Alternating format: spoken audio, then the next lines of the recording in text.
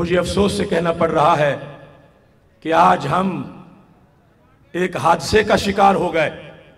ہم بیٹھے، بعد میں ہمارے دوست بھی پنجاب اسمبلی کے سامنے بیٹھے، لیکن اب اچانک پتہ نہیں کیا ہوا.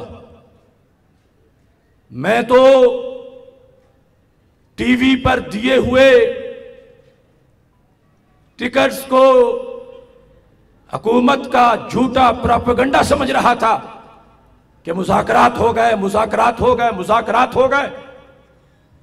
لیکن ابھی ایک عینی گواہ وہاں سے چل کے آیا اور اس نے مجھے بتایا کہ وہ تو دھرنا ختم کر کے جا رہے ہیں.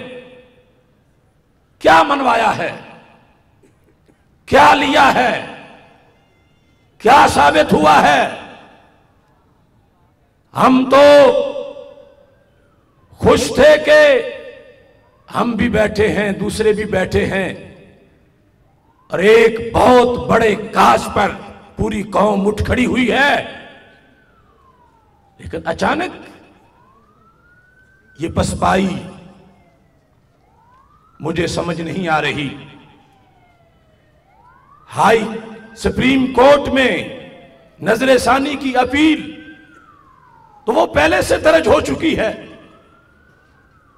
اس کا مطالبہ تو بے معنی چیز ہے، وہ جو پہلے درج ہو چکی ہے نظر ثانی کے لحاظ سے.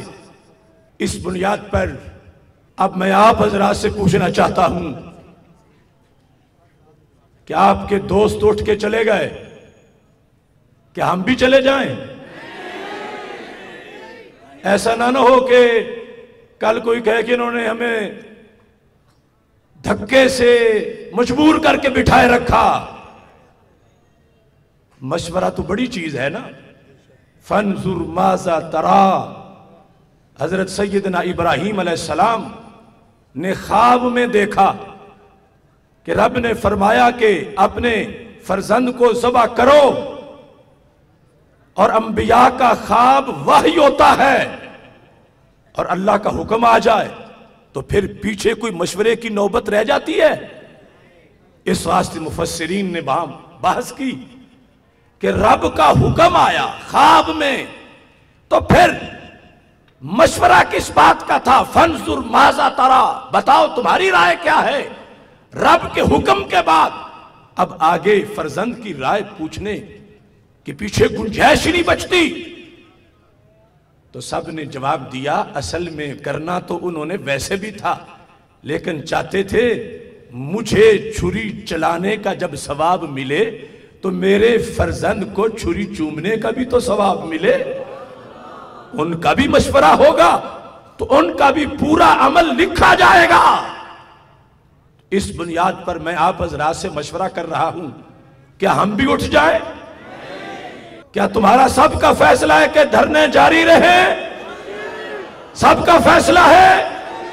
یہ پورے ملک میں ان کے چہرے دکھاؤ. لبیک یا رسول اللہ، لبیک لبیک لبیک یا رسول اللہ، لبیک لبیک لبیک یا رسول اللہ، لبیک لبیک لبیک یا رسول اللہ، لبیک لبیک لبیک یا رسول اللہ، لبیک لبیک لبیک یا رسول اللہ، لبیک لبیک لبیک یا رسول اللہ. تمہاری رائے کی روشنی میں، یہ سٹیج پر بیٹھے علماء و مشائخ کی رائے کی روشنی میں یہ فیصلہ کیا جا رہا ہے کہ دھرنا انشاءاللہ جاری رہے گا. دھرنا، سارے بولو دھرنا.